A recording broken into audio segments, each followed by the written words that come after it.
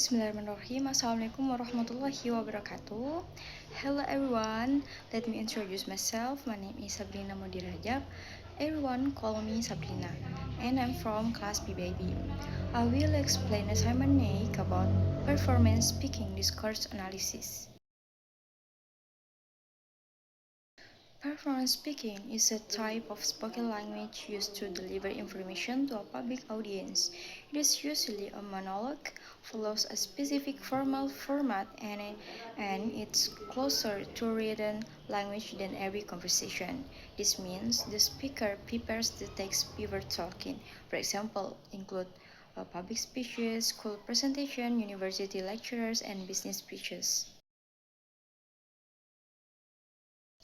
Analyzing performance speaking helps us check if a speech follows a good general structure, such as having a proper opening, body, and closing.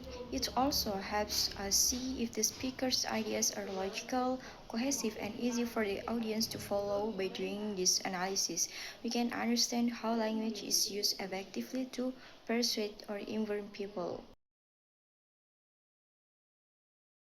According to Richards, the main skills include having a good organization and using a correct format.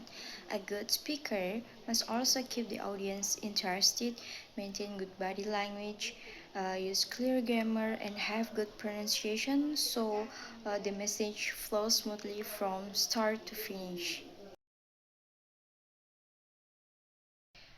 Yes, it does. The speech is well organized because it moves logically from the introduction to the main points and ends without clear conclusion.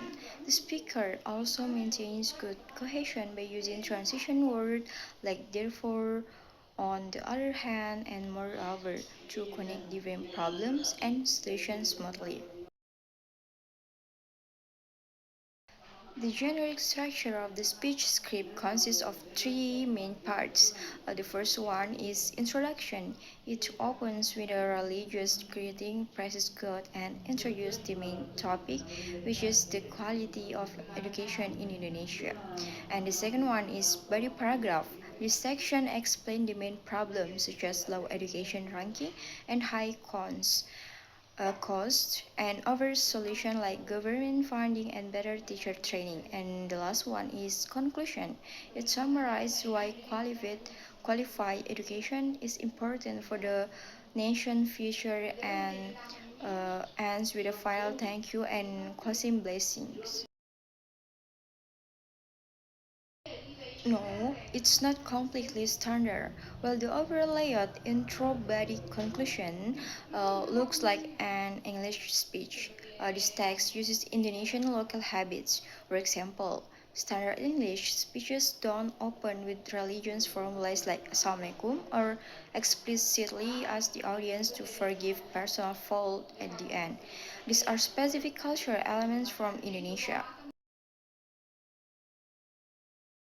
Now let's compare the structure of the speech with standard English speeches to see the similarities and differences. The first one is the greeting.